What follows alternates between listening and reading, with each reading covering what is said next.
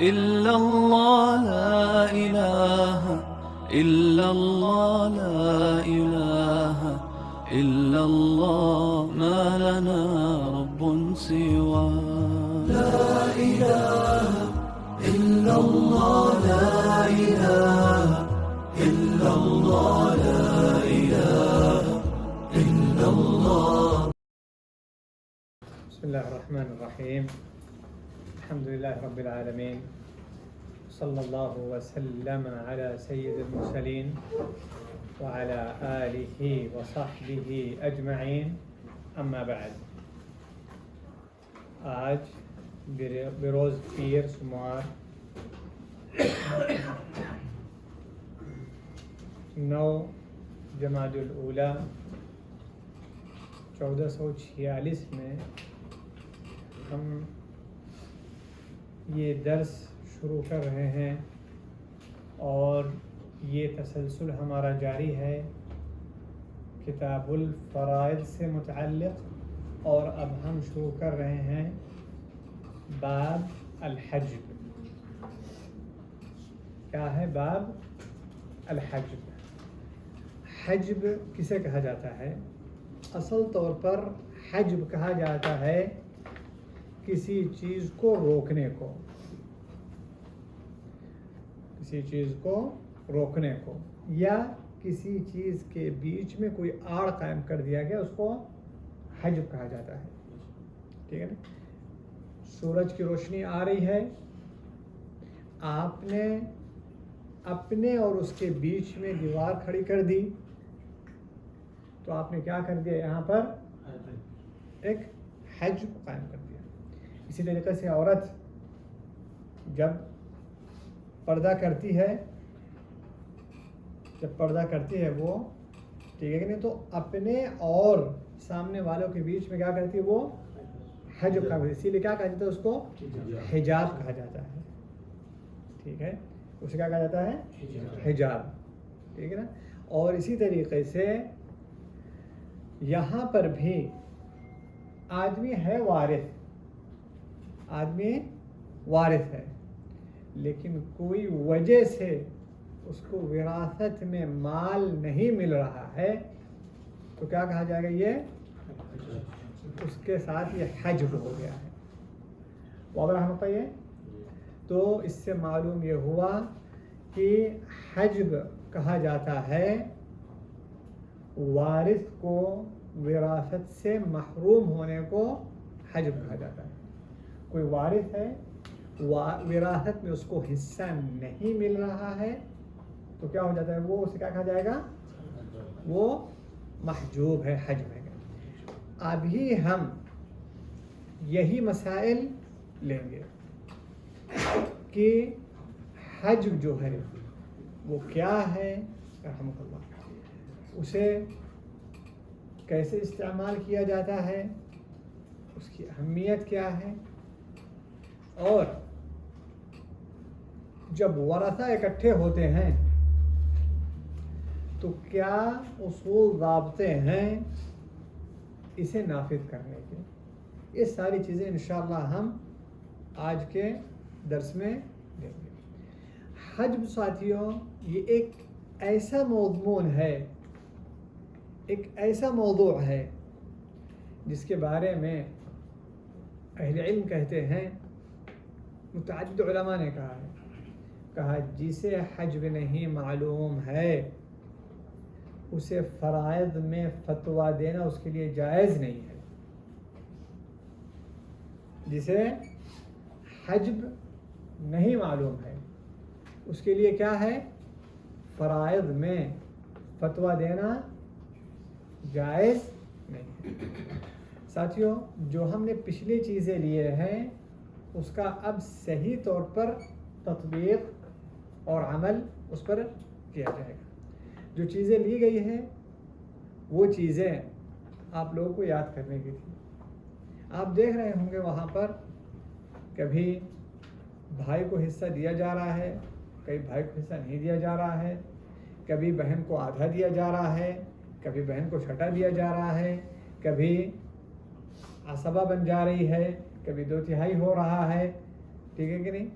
और इसी तरीके से बेटी भी कभी आधा हो रही है, कभी 2/3 हो रही है, ठीक, कभी वो भी आसवा हो जा रही है, कभी वालदा को 1/3 मिल रहा है, कभी वालदा को छठा मिल रहा है, कभी दादा को मिल रहा है, कभी नहीं मिला। ये सारे मसाइल जो आप देख रहे हैं यही उसका जो है कहते हैं हज्ब कहा जाता है। अच्छा,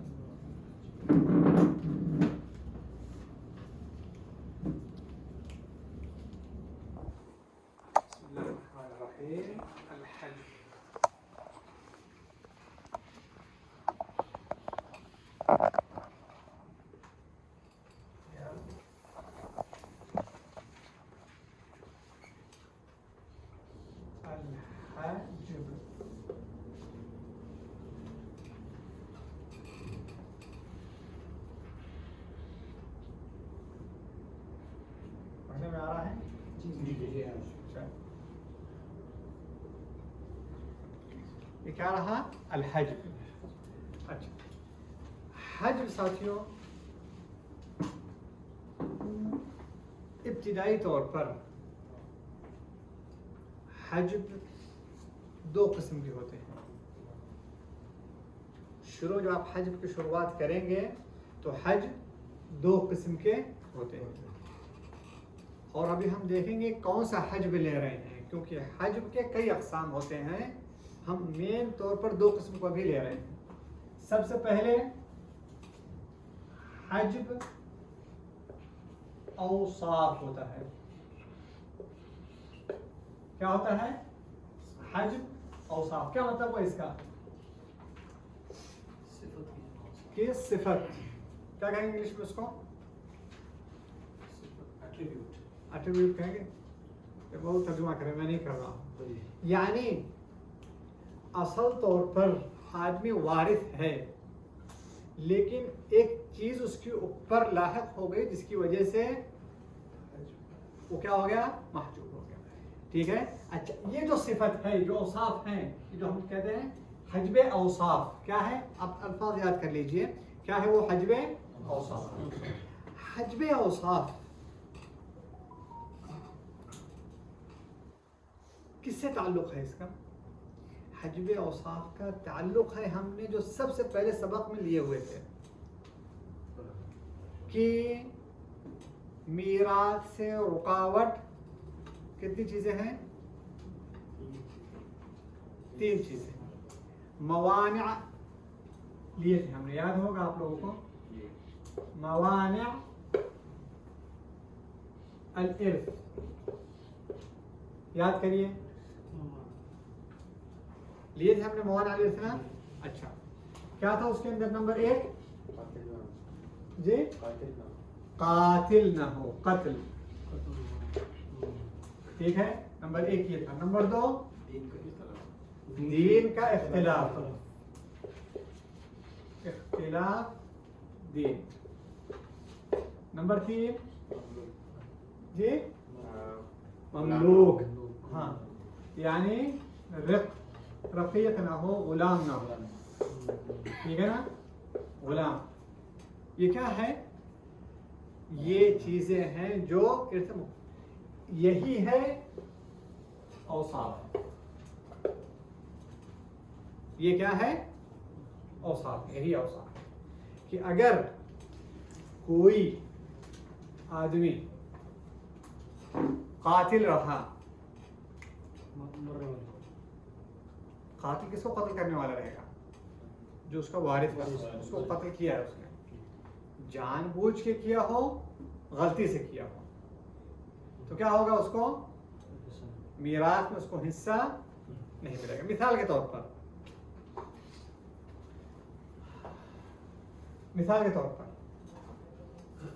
एक आदमी का इंतकाल हुआ, अपने पीछे बीवी छोड़ के गया, और माँ, ठीक है, भाई, बेटा, कातिल।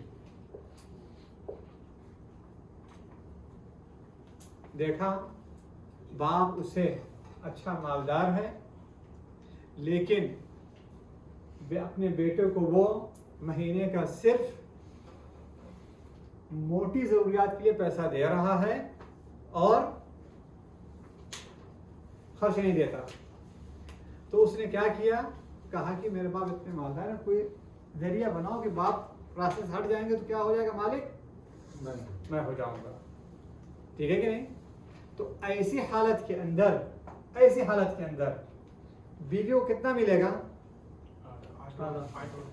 बीवी को 8वां हिस्सा मिलेगा या चौथा हिस्सा मिलेगा? जी, यहाँ पे बीवी को चौथा हिस्सा मिलेगा। बोले उसको बेटा है, लेकिन हजबे वस्फ है, हजबे वस्फ है, होना इसका ना होने के बराबर रहेगा। तो इसका फायदा बीवी को मिलेगा। हाँ, तो बीवी को मिलेगा। बीवी को क्या मिलेगा, बल्कि और भाई को मिल रहा है यहाँ पे, पहले उसको भाई को मिल रहा है यहाँ पे। बीवी को 8वां मिलेगा ना, अगर बेटे को जी, बीवी को 8वां मिलेगा ना, अगर बेटा कातिल ना होता। ये हज, इसलिए जान लीजिए, हजबे औसाफ का मतलब ये है कि अगर हजबे औसाफ कायम हो गया, गोया कि ये वारिस मौजूद ही नहीं है। क्या हुआ? ये वारिस मौजूद। आप लोगों ने देखा होगा कि कुछ जगहों पर वारिस मौजूद नहीं रहता था, लेकिन वो नुकसान कर जाता था, है कि नहीं? वालिद को कुछ फायदा नहीं मिलता था, लेकिन क्या करता था, वो नुकसान कर देता था। वालिदा को 1/3 से छठा पे लेके आ जाता था, लेकिन उसको कुछ भी नहीं मिलता था, है कि नहीं? अगर बाप रहा, माँ रही और बीवी रही, भाई रहा, ठीक है कि नहीं? ऐसी हालत में भाई एक नहीं रहा, भाई मजमूआ रहे, यानी 3-4 भाई रहे। ऐसी हालत में माँ को कितना मिलेगा? छठा हिस्सा मिलेगा। क्यों? भाइयों का मजमूआ मौजूद है, ठीक है कि नहीं? लेकिन भाइयों को बाप की वजह से कुछ भी नहीं मिलेगा। भाइयों को बाप की वजह से कुछ भी नहीं मिलेगा। तो वो उस जगह पर नुकसान होता था, कहाँ पे? हजबे, दूसरा जो किस्म का हजबे। लेकिन यहाँ पे हजबे औसाफ है, इसके अंदर क्या होगा? जो महजूब है, ये महजूब है, ये भी ये हजबे औसाफ में आ रहा है, महजूब है, इसका होना ना होना बराबर है, इसका होना ना होना बराबर है। इसलिए मसला जो तकसीम होगा गोया कि मौजूद नहीं है, वो मौजूद नहीं। वाला हम के साथ हुई है। अच्छा, माँ को कितना मिलेगा? 1/3 मिलेगा। क्यों? छठा मिलता अगर बेटा कातिल ना होता। तो समझ गए ना? छठा मिलता कब? अगर बेटा कातिल, लेकिन बेटा कातिल होने की वजह से गोया की नहीं है, और बाकी भाई को आसन। हालांकि बेटे होने की वजह से भाई कुछ भी नहीं मिलता है, लेकिन यहाँ पर हजबे क्या है? ये औसाफ है। तो खुलासा कलाम ये हुआ कि हज की 2 किस्में होती हैं, ठीक है नहीं? नंबर 1 हजबे औसाफ। नंबर 1 क्या है? हजबे औसाफ। और हजबे औसाफ में कौन लोग आएंगे? जो हम पहले सबक में ले लिए थे, मवानिअ इर्थ वाले लोग आएंगे, कातिल, इख्तिलाफ दीन, गुलाम। इसी तरीके से मान लिया कि किसी के 2 बेटे हैं, एक बेटे ने अपना दीन बदल लिया और ईसाई बन गया, नवाज बिल्लाह मिन ज़ालिक, ठीक है? तो ऐसी हालत में मिरास में कितना मिलेगा? एक ही बेटे को मिलेगा, दूसरे को नहीं। क्यों? ये हजबे औसाफ में आ रहा है। वादा हम कहिए, ये हजबे औसाफ है और इसके अंदर जो महजूब है उसका होना ना होना बराबर है, गोया कि मीराथ में उसका कोई वजूद नहीं है। वादा हम कहिए, मसला समझ में आ गया ये जी? तो हम इस पर ज़्यादा वक्त नहीं गुजारना चाहते हैं, क्योंकि ये जो मसला है वो हमारे दर्स से मुंसलिक नहीं है, ठीक है कि नहीं? लेकिन सिर्फ इसलिए बताया जा रहा है कि ये भी हज्ब में आता है, ये भी हज्ब में आता है। वाह हम तो ये साथियों शेख अगर पोता रहा तो जी पोता रहा बेटे का बेटा कातिल रहेगा वो कातिल नहीं रहेगा, बेटा हाँ, पोता। अगर रहा तो फिर वो जो है कहते हैं उसको मिलेगा, भाई हट जाएगा। भाई हट जाएगा फिर नहीं, यानी कि उस बेटे का बेटा कातिल के बेटे का बेटा रहेगा तो उसको मिल जाएगा, उसको मिल जाएगी। उसको मिलेगा और फिर वो सब हजब हटा देगा ना सारा। जी। फिर हजब हट जाएगा ना फिर। ना, बाप से हज नहीं हटेगा, ये बाप निकलने के लिए माँ और बीवी पे तो खत्म हो जाएगा। जी। बीवी हाँ हिस्से बदल जाएंगे। हिस्से बदल जाएंगे वो फिर, ठीक है। लेकिन यहाँ पर जो भी हो जाए इस कातिल को कुछ भी नहीं मिलेगा।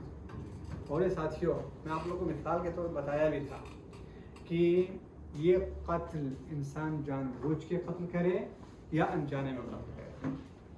अभी थोड़ी देर पहले मैं एक कादी के साथ बैठा हुआ था तो वो एक मसला हल कर रहे थे, इसी तरीके का मसला हल कर रहे थे कि एक आदमी बस चला कर लेके जा रहा था जो मिनी बस में होती है, और उस बस का एक्सीडेंट हुआ जिसकी वजह से 10 लोगों का इंतकाल हो गया। 10 लोगों का इंतकाल हो गया, उसमें उसके कुछ रिश्तेदार। यहाँ पे उसको कुछ भी नहीं दिया जाएगा, ऊपर से उसे उन लोग की दियत दिलवाई जाएगी। क्यों? स्पीड ज़्यादा थी, यानी लापरवाही उसकी तरफ से।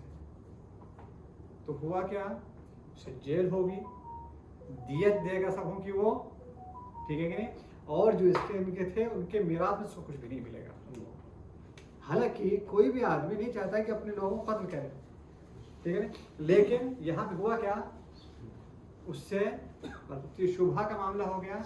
जब उसके जरिए से उसका जान गया है उसके लापरवाही से, उसके मीराथ में उसे कुछ भी हिस्सा नहीं मिलेगा।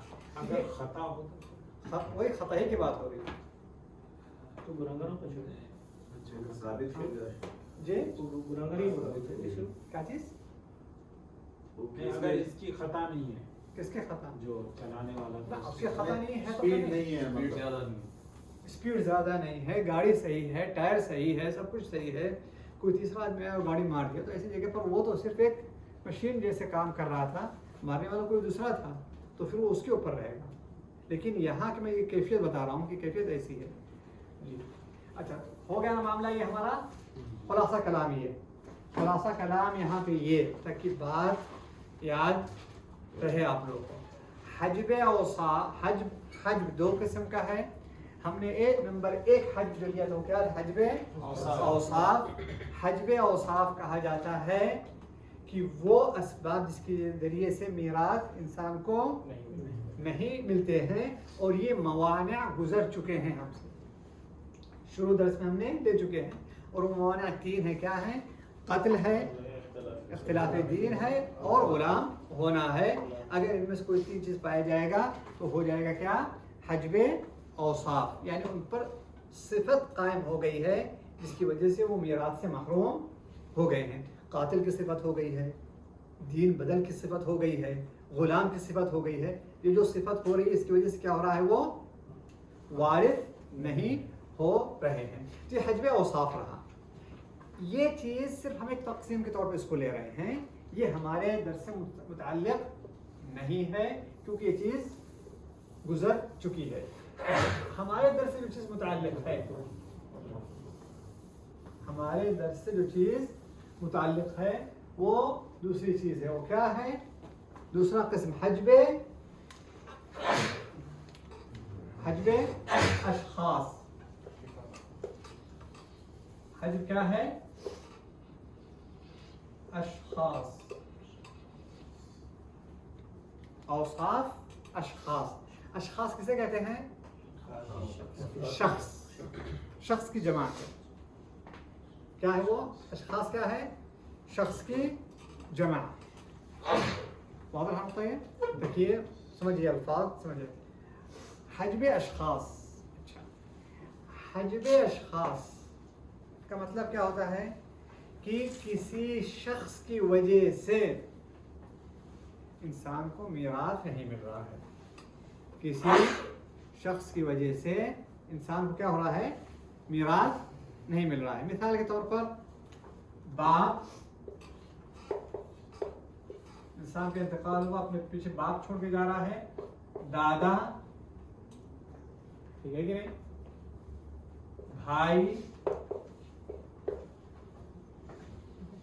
अब यहां पे आप लोग कहेंगे कि बाप की होने की वजह से दादा को भी नहीं मिल रहा है, भाई को भी नहीं मिल रहा है, तो बाप के शख्स की वजह से ये लोग बाहर निकल गए हैं।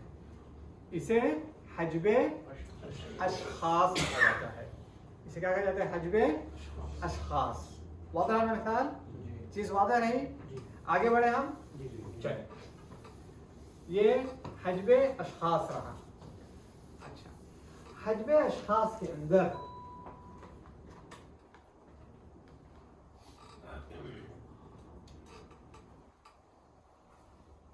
हजबे अशखास के अंदर साथियों दो किस्म आती हैं। हजबे अशखास में दो किस्म आती हैं। नंबर एक,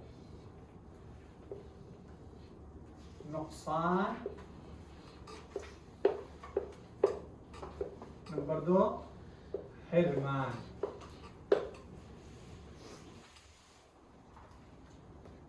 समझ गए? हजब आते हैं, हजब की दो किस्में होती है, हजब औसाफ होती है, हजब अशखास होती है। हजब अशखास की दो किस्में होती हैं। हजब अशखास की दो किस्में होती है, एक हजब नुकसान होता है और दूसरा हजब हिरमान होता है। क्या होता है? हजब हिरमान। क्या मतलब हुआ? क्या मतलब हुआ हजब नुकसान का, हजब हिरमान का? हजब नुकसान का मतलब ये होता है कि हजब नुकसान मतलब ये होता है कि ज्यादा हिस्से से महरूमी। क्या हजब नुकसान मतलब क्या हुआ कि ज्यादा हिस्से से महरूमी। ठीक है, ज्यादा हिस्से से महरूमी, इसे क्या कहा जाएगा? हजब नुकसान। अब तफसील पे तो जाया जाए यहाँ पे, तो हजब नुकसान के अंदर भी दो किस्में होती हैं, हजब नुकसान इंतकाल और हजब नुकसान इज़्दिहाम। ठीक है कि नहीं? बस ये समझ लीजिए आप लोग, वरना ज़रा तफसील में जाएंगे तो हम और आगे बढ़ जाएंगे। हजब नुकसान इंतकाल का मतलब ये होता है कि इंतकाल, एक आदमी उसका दो फरीदा है, एक फरीदे से हट कर दूसरे फरीदे पे आ रहा है जहाँ पे उसको कम मिल रहा है। जैसे इंतकाल, हजब नुकसान के अंदर इंतकाल फर्द में, या फिर मैं इसको लिख दे रहा हूँ, ठीक है कि नहीं? समझ लीजिए आप लोग, कुछ चीज़ें समझने की होती हैं, इंशाल्लाह समझना काफ़ी होगा, क्योंकि ये सारी चीज़ें गुजर चुकी हैं। कुछ चीज़ इसमें से काफ़ी चीज़ें गुजर चुकी हैं। अच्छा, नुकसान जो रहता है वो, जैसे मतलब आप लोगों के दो किस्म रहता है, एक नुकसान इंतकाल और दूसरा नुकसान इज़्दिहाम।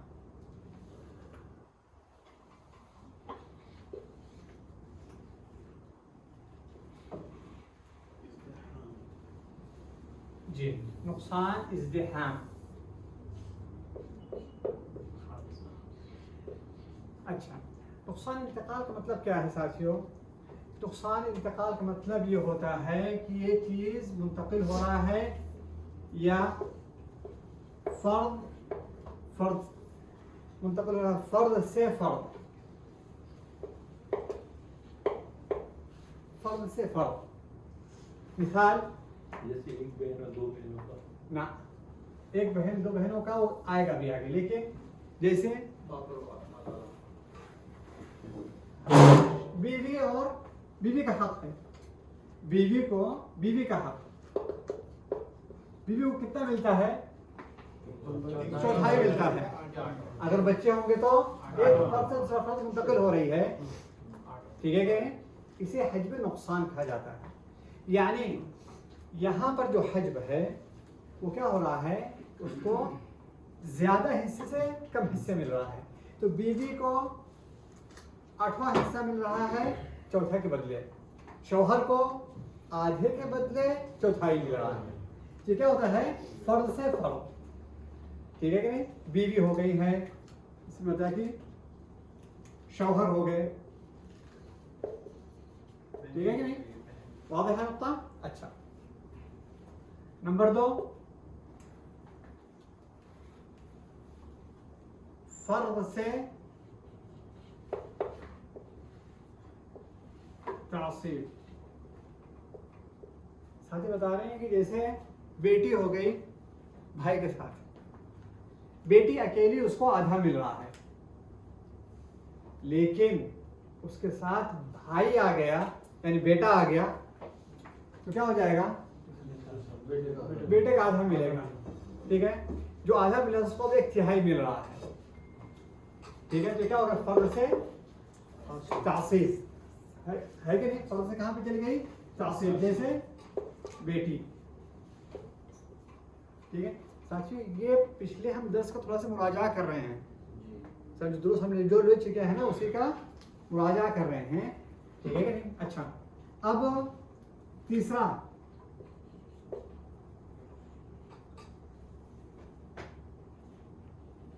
तासीब से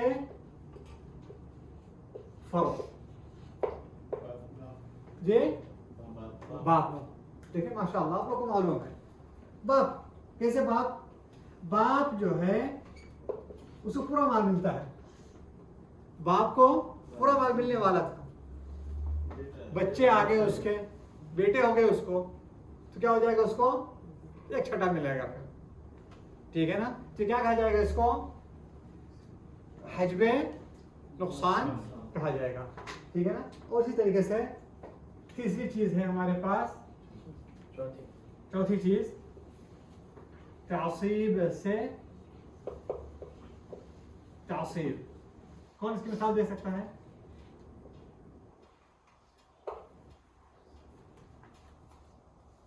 जी, मिसाल कौन दे सकता है इसकी? तासीब से तासीब जी, बेटे से चचा, बेटे से चचा, या माँ की तरफ से भाई है। तासीब से तासीब आप ले सकते हैं कि कोई बीच में इजाफी आ जाए, बेटा होता, ठीक है? मिसाल के तौर पर बेटी माल गैर थी और बिल गैर हो जाए, नहीं बहन माल गैर थी बिल गैर हो जाए, यानी इंसान का इंतकाल हुआ, ठीक है ना? उसकी बीवी थी और बेटी और बहन,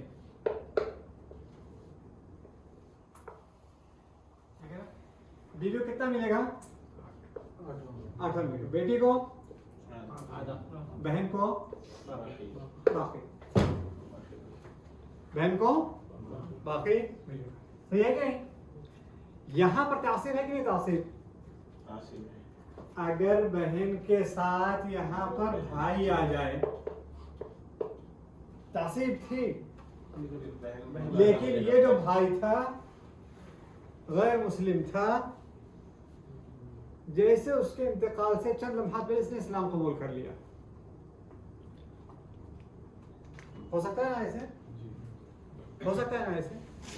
या फिर ये भी हो सकता है कि भाई अभी पैदा नहीं हुआ था,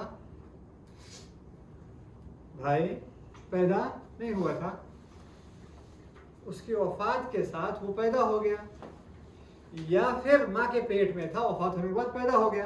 किसका भाई? बहन का। तो तासीब में थी पहले, अब कहाँ पे आ गई वो? तासीब में आई है। लेकिन ये वाला जो तासीब रहेगा, दूसरा जो तासीब रहेगा, उसको इसमें कम मिलेगा। वाज़ह का साथियों, ये तासीब से क्या हुआ? तासीब यानी जैसे बहन है। वाज़ह का साथियों, ये वापस दोहराता हूँ मैं। हज्ब दो किस्म के होते हैं, एक हज्ब फरमान औसाफ होता है, दूसरे हज्ब अशखास होते हैं। हज्ब अशखास दो किस्म के होते हैं, एक हज्ब नुकसान होता है, दूसरा हज्ब फरमान होता है।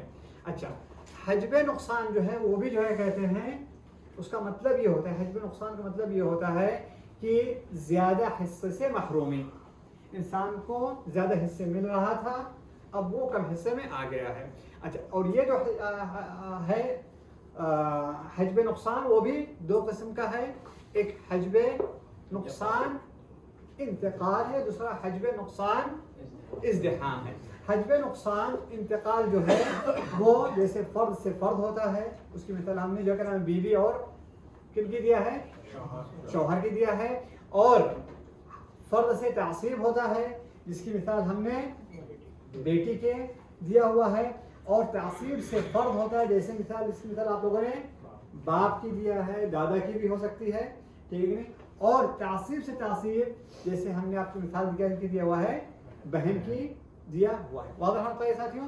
अच्छा, अब उसके बाद हम लेते हैं हज्ब नुकसान जो इज़्दिहाम की वजह से होता है, ठीक है? और ये दो हालतों में मुतसव्वर हो सकता है, दो हालतों में मुतसव्वर हो सकता है। मैं दो हालत सिर्फ समझने के लिए दे रहा हूँ, वरना अगर ढूंढेंगे तो इससे ज़्यादा भी हालतें आ सकती हैं, ठीक है ना? दो हालत मुतसव्वर कैसे? जैसे मिसाल के तौर पर बीवी का हिस्सा कितना होता है? चौथा होता है, या अगर दो बीवियां हो जाए तो, तीन हो जाए तो, अब ये क्या हो जाएगा? उस फर्द के अंदर इज़्दिहाम का मतलब क्या होता है? भीड़ लगाना। इज़्दिहाम मतलब क्या होता है? भीड़ लगाना। तो यहाँ पे क्या हो रहा है? इज़्दिहाम हो रहा है कितने पे? बीवी के हिस्से पे। तो यहाँ पे जैसे एक से ज़ायद बीवी हो गया ना? या फिर दूसरी सूरत इसके अंदर इज़्दिहाम की होती है औल वाला मसाइल, जितने भी औल के मसाइल होते हैं, ठीक है कि नहीं, वो सब क्या होते हैं? इज़्दिहाम के। औल के मसाइल आप जानते हैं ना, क्या है? कि हिस्से ज्यादा हैं और माल नहीं, हिस्से ज्यादा हैं, लोग ज्यादा हैं ना, लोग कम है, इससे ज्यादा हम लोगों का हिस्सा ज्यादा दे रहे हैं माल के मकदार के हिसाब से। यानी आधा आधा पूरा माल हो जाता है ना, माल मुकम्मल में लोगों के हिस्से ज्यादा हैं, इसे औल कहा जाएगा। जैसे जैसे मिसाल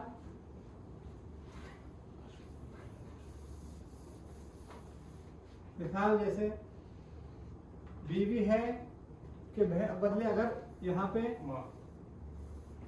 बीवी है और हम लेकर के आ रहे हैं, माँ को लेकर आ जा रहे हैं, ठीक है कि नहीं, और बेटी को लेकर आ जा रहे हैं, ठीक है कि नहीं, और माँ की तरफ से भाई को लेकर आ जा रहे हैं, ठीक है कि नहीं। अब यहाँ पे बीवी को कितना मिलेगा? 1/4 मिलेगा। माँ को कितना मिलेगा? बेटी है तो छठा मिलेगा। बेटी को आधा मिलेगा जी, बेटी है तो भाइयों को कुछ नहीं मिलेगा यहाँ पे, लेकिन मैं नहीं नहीं बीवी यहाँ को पे आठवां में लेकर। एक मिनट मैं इसको शोहर कर देता हूँ क्योंकि यहाँ पे 8वां आना चाहिए था, इसलिए मैं शोहर कर दे रहा हूँ क्योंकि जो है छठा है, ठीक है, ये छठा ये इस तरीके से, और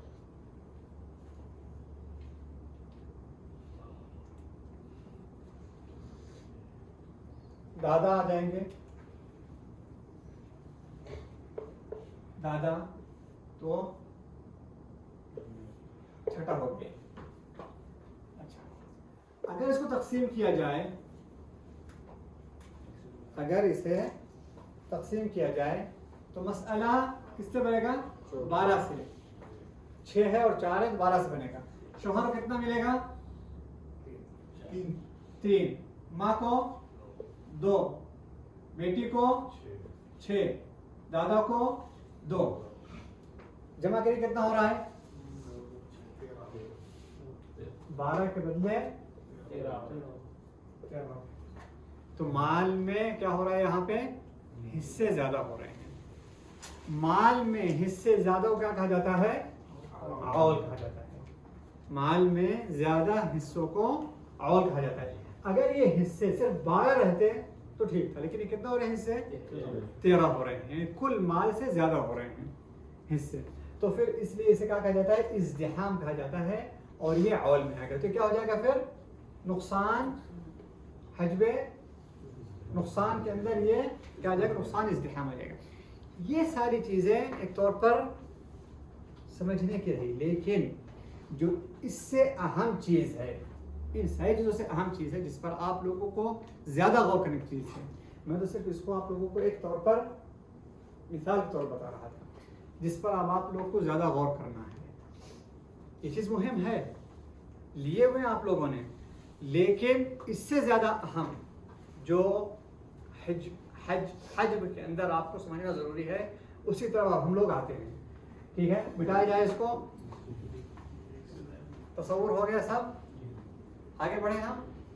चलिए, या दोहरा देता हूँ। हज औसाफ है या अशखास है? फिर हज में औसाफ गुजर चुका है कि वो मवाने इर्थ से मुतअल्लिक़ है वो, ठीक है, कि मैयत पे वारिस में एक ऐसी सिफत कायम हो रही है जिसकी वजह से उसको माल से महरूम कर दिया जा रहा है, और गुजर गया है कि वो कत्ल की वजह से हो सकता है, या दीन के इख्तिलाफ की वजह से हो सकता है, या गुलाम होने की वजह से हो सकता है, वो चीज़ खत्म हो गई। अच्छा, फिर उसके बाद क्या होता है? हजबे अशखास, यानी किसी शख्स की वजूद से वो क्या हो जाएगा? उसको हजब हो रहा है। तो हजब यहाँ पे आकर के फिर हजबे अशखास 2 किस्म के होते हैं, या तो हज माल को कम किया जा रहा है, हिस्से को कम किया जा रहा है, या तो हज क्या हो रहा है? एकदम से महरूम कर दिया जा रहा है। तो हज हमने लिया आगे चल करके कि हज नुकसान ज्यादा हिस्सों से महरूमी है, यानी इंसान को आधा मिल रहा था उससे कम हो गया है, इंसान को जो है कहते हैं चौथाई हिस्सा मिल रहा है उससे वो कम हो गया है, चौथाई से 8वें हिस्से में आ गया, या आधे से चौथाई हिस्से में आ गया। इसे क्या कहा जाता है? हजबे नुकसान कहा जाता है। और हजबे नुकसान हमने कहा था कि 2 किस्म का है, एक हजबे नुकसान इंतकाल है और दूसरा हजबे नुकसान इज़्दिहाम है। हजबे नुकसान इंतकाल हमने कह दिया वो 4 किस्म के, फ़र्द से फ़र्द हो, या फ़र्द से तासीब हो, या तासीब से फ़र्द हो, या तासीब से तासीब हो। और उसकी हमने मिसालें दे दी थी। फ़र्द से फ़र्द बीवी का जैसे मिसाल है, फ़र्द से तासीब जैसे बेटी का है, तासीब से फ़र्द जैसे बाप का है, और तासीब से तासीब जैसे बहन का हिस्सा है। ये चीज़ हो गई हमारी। फिर उसके बाद हमने लिए थे इज़्दिहाम, जो नुकसान है हजबे नुकसान इज़्दिहाम की वजह से होता है। हजबे नुकसान के इज़्दिहाम की वजह होता है, हमने उसकी जो है आप लोग को 2 मिसालें दी थी। एक मिसाल ये थी कि 8वां हिस्सा या चौथाई हिस्सा बीवी का है, उसके अंदर एक से ज्यादा बीवी शरीक हो जाए, ठीक है, तो क्या हो जाएगा? बाकी सबों का हिस्सा कम हो जाएगा। अगर 2 हैं, तीसरी आ गई तो उनका हिस्सा और कम हो जाएगा, 3 है और चौथाई आ गई तो और उनका हिस्सा कम हो जाएगा। अच्छा, ये रहा क्या? नुकसाने हजबे नुकसाने इज़्दिहाम की मिसाल है। उसके बाद फिर एक मिसाल हमने और दिया था, वो औल की थी कि औल के अंदर माल के अंदर हिस्से ज्यादा हो जाएं, माल में क्या हो जाए? हिस्से ज्यादा हो जाए। उसकी हमने आप लोग को मिसाल दे दी थी। यहाँ तक हम अभी पहुंचे हैं।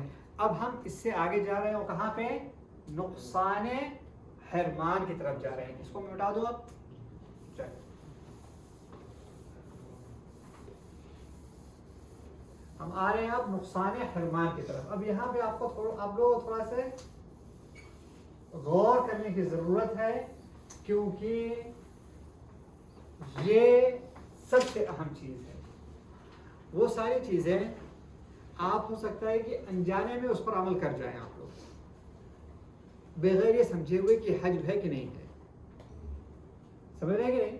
उस पर आप लोग अमल कर जाएंगे, उसमें गलती का इम्कान भी क्या होता है, कम होता है, या उसका उतना बड़ा असर नहीं होता। लेकिन ये वाला जो मामला है ये सबसे अहम है। वक्त है ना हमारे पास? जी वक्त है। चल अब क्या हमारे पास, हजबे हिरमान।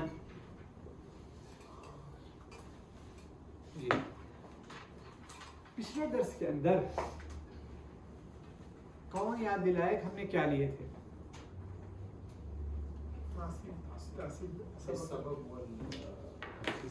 तासीब में सबब वगैरह लिए थे हमने।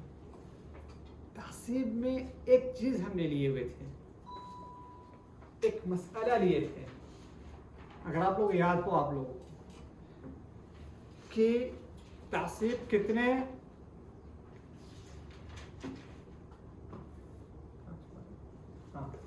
तासीब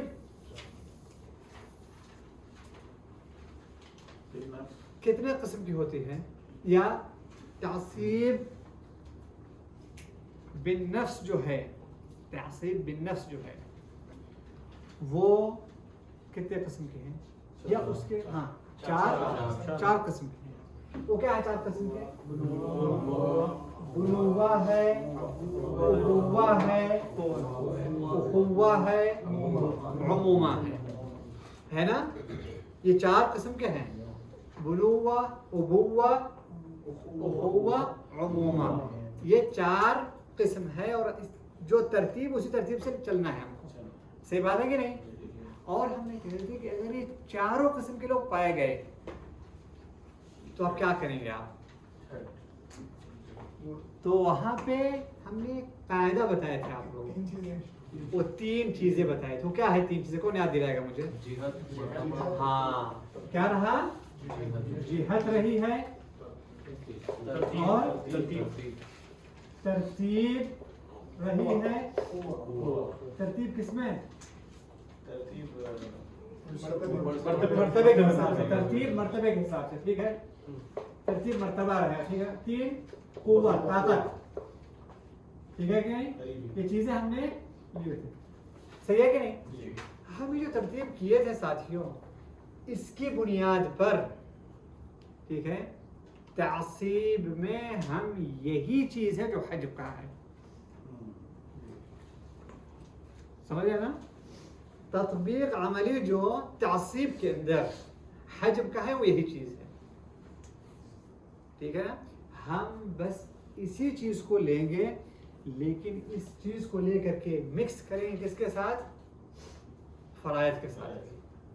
जो असहाब फुरूद है ना, हमारे पास असहाब फुरूद थे और असहाब तासीब थे। सही बात है कि नहीं? कुछ वारिसीन असहाब फुरूद में से हैं, कुछ वारिसीन असहाब तासीब में से हैं। इन्हीं चीज को लेकर हम मिक्स कर देंगे किनके साथ?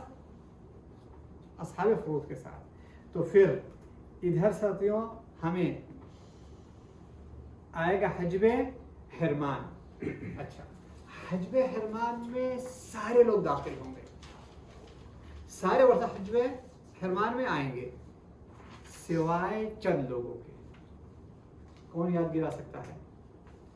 हमने अपने दर्स में एक से ज्यादा मरतबा दोहराया है इस चीज को कि सारे लोग खारिज हो जाएंगे, चंद लोग नहीं खारिज होंगे। कुछ लोग कह रहे हैं बेटा, बेटा अपने को याद रखता है। सबसे पहले चलिए, हाँ याद होगा हमने बताया था कि जो है ये तीन किस्म के हैं जो कभी भी नहीं करेंगे। मुसाहरत वाली चीज रहेगी, इसके अंदर कौन कौन आएगा? शौहर और बीवी, है ना? और कौन आएगा? असल आएंगे, माँ बाप। और कौन आएगा फिर? फर्आ आएंगे। कौन? बेटा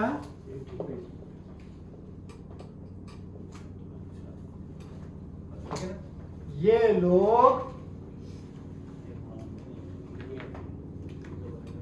सारे लोगों के लिए हज्ब इहराम रहेगा। ये लोगों के लिए हज्ब नहीं रहेगा, कभी भी ये साबित नहीं होंगे। सारे वरसा, यानी हम ये लिखेंगे यहाँ पे कि हज्ब इहराम सारे वरसा के लिए है।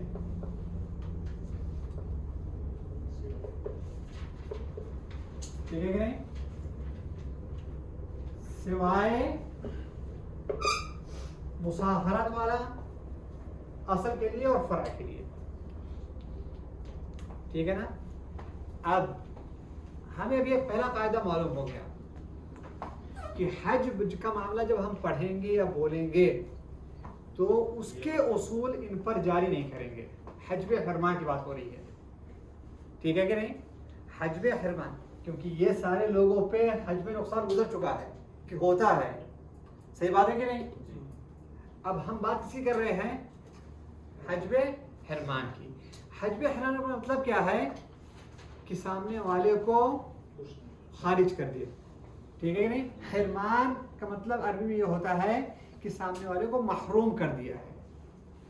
सामने वाले को क्या कर दिया? इहराम मतलब होता है कि सामने वाले को हम अपनी ज़ुबान में बोलते क्या कहते हैं? महरूम कर दिया है। अच्छा, लेकिन सारे वर्षा के लिए हज्ब इहराम है। सारे वर्षा के लिए हज्ब इहराम है, सिवाय इन लोगों के लिए। अगर शौहर है उसको मिलेगा जैसे भी कैफियत रहेगी, बीवी है उसको मिलेगी जो भी कैफियत रहेगी, माँ है उसे मिलेगा जो भी कैफियत रहेगी, बाप है उसको मिलेगा जो भी कैफियत रहेगी, बेटा है उसको मिलेगा जो भी कैफियत रहेगी, बेटी है उसको मिलेगा जो भी कैफियत रहेगी। और हम तो ये एक मिसाल मुझे याद पड़ती है, ये नहीं आ रहा किसमें थी कि कोई माँ की तरफ से बाप की तरफ से बेटा आता था तो उसने बेटे को बाहर की दिया क्योंकि विरासत ही खत्म हो गई थी। जब एक मिसाल की थी इस तरह की जी, लेकिन उसमें हिस्से खत्म हो गए जैसे मैं हो गए। हाँ, लेकिन ये चीज इन लोगों के साथ नहीं हो सकता। भाई के साथ हो सकता है कि हिस्से सब खत्म हो गए हैं, ठीक है कि नहीं? चाचा के साथ हो सकता है हिस्से सब खत्म हो गए हैं, लेकिन बहन के साथ हो सकता है, लेकिन बेटा बेटी, माँ बाप और बीवी शौहर के साथ ये चीज़ नहीं हो सकती। उनको हिस्से मिलेंगे। आपसे मैं पूछता हूँ, सबसे ज्यादा हिस्सा किसको मिलेगा? सारे लोग इकट्ठा होंगे तो हिस्सा कितना मिलेगा? बेटा। शौहर को कितना मिलेगा? चौथा मिलेगा, क्योंकि बेटे अगर हो गया है, बेटी हो गई, चौथा मिलेगा उनको। सही बात है कि नहीं? और बीवी तो आठवां मिलेगा उसको। माँ को कितना मिलेगा? या एक तिहाई मिलेगा या छठा मिलेगा। छठा मिलेगा अगर बच्चे मौजूद रहेंगे। बाप को भी छठा मिलेगा। माल किसी भी नाहे से बाकी रहेगा। लेकिन ये लोगों को छोड़ के बाकी जो लोग हैं, हाँ, वहां भी एक कैफियत हो सकती है कि मीरास जब तकसीम किया गया तो बाकी लोग ले लिए, जो असहाबे फरूद हम सब ले लिए, बाकी कुछ नहीं रहा। और इसकी मिसाल गुजर चुकी है। मैं फिलहाल तक मौजूद से हम बाहर नहीं निकले, हम अपने मौजूद से पास वापस आते हैं पहले। अच्छा, तो ये हमारा ये चीज़ हो गया कि इन लोगों के लिए हज क्या है? क्या है इनके लिए? नहीं होगा, हज इहराम नहीं होगा। याद रहेगा ये लोग? अच्छा, अब इन्हीं को हम लेकर के आगे बढ़ते हैं। इन्हीं को लेकर के आगे बढ़ते हैं।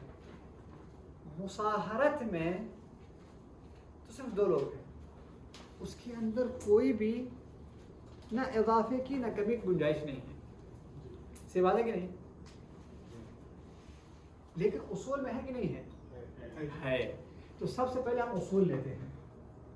हिरमान के अंदर उसूल में किसका हिरमान होगा? माँ बाप दादा उसूल में हिरमान होगा। अगर बाप है तो बाप से ऊपर जितने लोग हैं सब महरूम हो जाएंगे। यानी नंबर 1 उसूल के अंदर दादा जी दादा हर मर्द अपने से ऊपर वाले को महरूम कर देगा, है कि नहीं?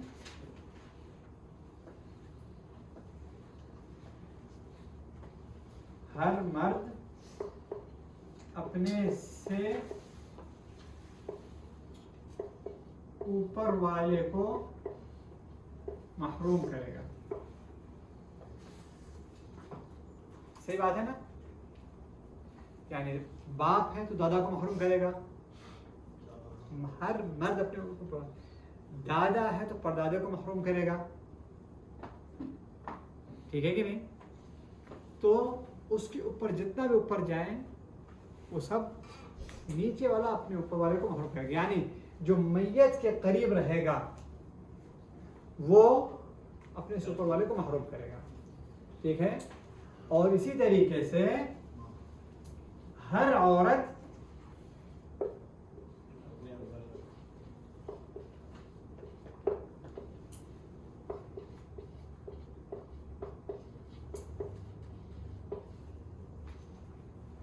अपने से ऊपर वाले को महरूम करेगी।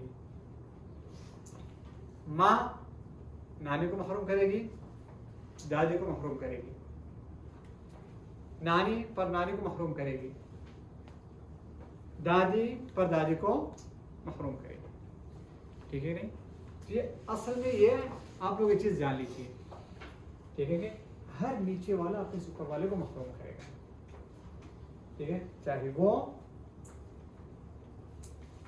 औरत हो चाहे वो मर्द हो, ठीक है ना? वाज़ेह है? उसूल में ये दो लोग महरूम करेंगे। यही चीज आप फुरू में लेकर के आ जाइए। फुरू यहाँ पे देंगे, ये है ना फर्क, ये असल रहा, ये फरा रहा।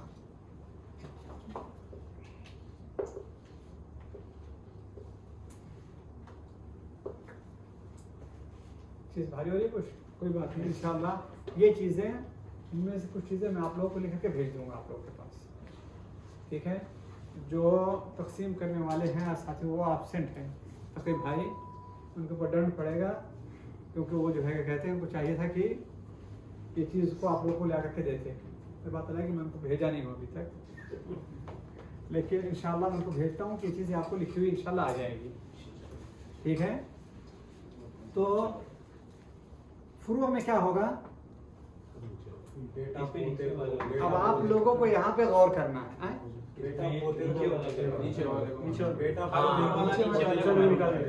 अच्छा यार ये यही चीज़ नीचे उतार दो। नहीं, आप लोग कह रहे नहीं। फर्क के अंदर हर मर्द अपने नीचे वाले को महरूम करेगा, ठीक है ना? सवाल औरत,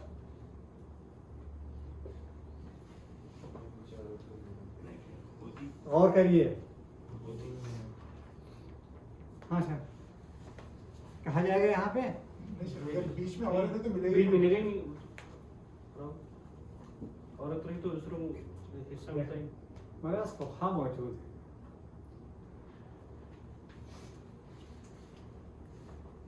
इंसान का अगर इंतकाल हुआ, उसके पास बेटी है, पोती है, ठीक है क्या? और आप ले लीजिए यहाँ पर भाई है। मेरा तकसीम कैसे होगा? बेटी को कितना मिलेगा? आधा। पोती को जी 1/6 मिलेगा पोती को। हाँ एक बेटी है ना, एक बेटी है तो कितना मिलेगा, कितना मिलेगा। यानी फिर इसका मतलब फर्क के अंदर हम औरतों को नहीं उतार सकते हैं फिर, ठीक है ना। फर्क में सिर्फ यही है, बस फर्क में सिर्फ यही है कि हर मर्द अपने नीचे वाले को महरूम करेगा। यानी अगर बेटा मौजूद है पोते को कुछ भी नहीं मिलेगा, पोता मौजूद है पर पोते को कुछ भी नहीं मिलेगा, ठीक है कि नहीं। इस तरीके से आजकल 6 पुश्त पहली वाली जो मिरास तकसीम किया जा रहा है, जमीन का उस वक्त की मौजूद है, अब उसके हिसाब से लोगों को ले करके दिया जा रहा है। तो ऐसी हालत के अंदर अगर ऊंचे वाले लोग मौजूद हैं तो नीचे वालों को कुछ नहीं मिलेगा, ठीक है। तो ऊपर वालों को देखा जाए कौन है ऊपर वाले वो, ठीक है।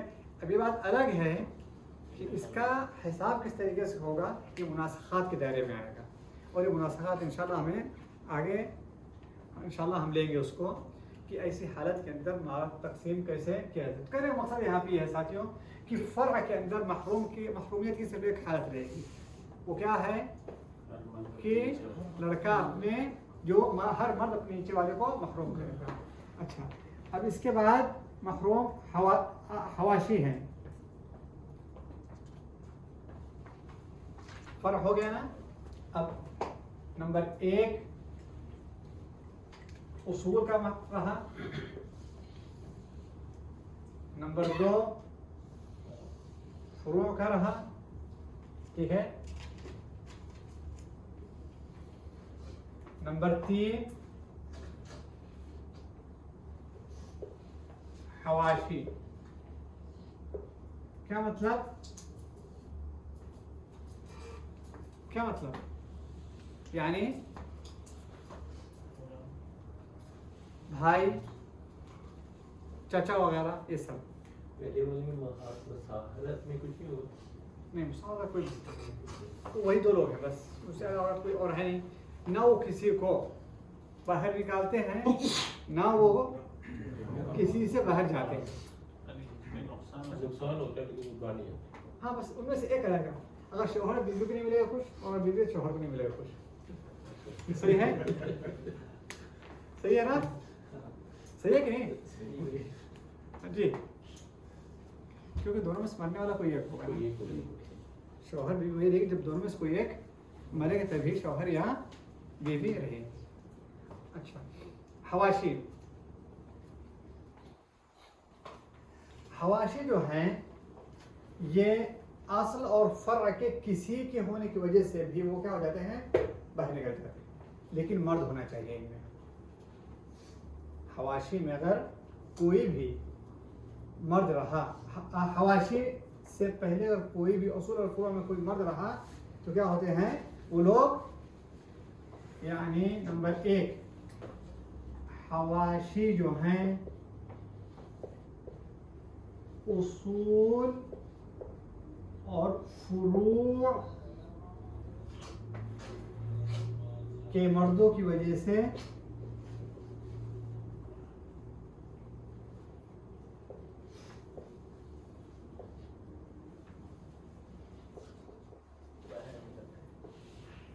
मखरूम हो जाते हैं, ठीक है कि नहीं। नंबर 1 हवाशी जो है वो उसूल और फुरू की वजह से आप कभी भी नहीं देखेंगे भाई को इर्थ मिरास में हिस्सा मिल रहा है बेटे होने की वजह से। अगर बेटा मौजूद है भाई को नहीं मिलेगा, और अगर बाप मौजूद है तो भाई को नहीं मिलेगा, ठीक है ना। अच्छा, हमने ये कह दिया उसूल और फुरू मर्दों की वजह से, कोई इख्तिलाफ करेगा इससे?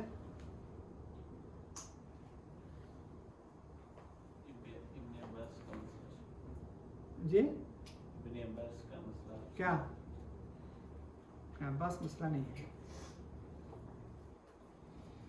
मैं लिखा क्या हूँ, हवाशी उसूल और फुरू के मर्दों की वजह से महरूम।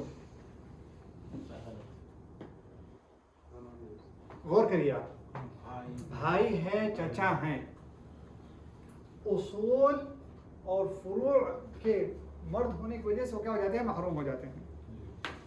इसके अंदर कोई इख्तिलाफ है? दादा मौजूद है और भाई मौजूद है, हाँ, है ना, दादा मौजूद है और भाई मौजूद है।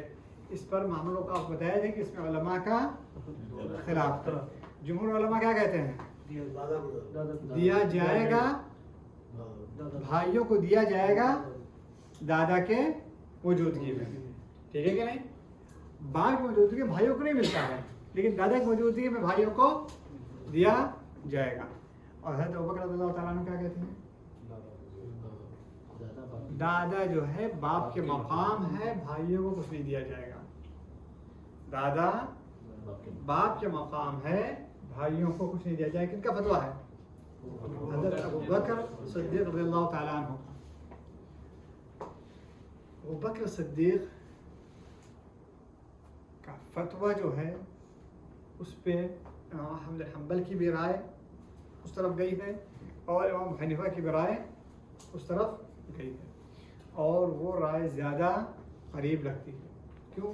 क्योंकि हज़रत अबू बकर रज़ियल्लाहु ताला अन्हु सबसे अफजल शख्सियत है नबियों के बाद, बल्कि जब तक वो मौजूद थे उम्मत में इख्तिलाफ नहीं हुआ है।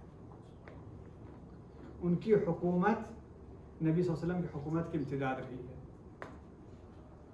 बाकी लोगों पर लोगों का इख्तिलाफ हो गया, लेकिन अबू बकर में किसी का इख्तिलाफ नहीं रहा।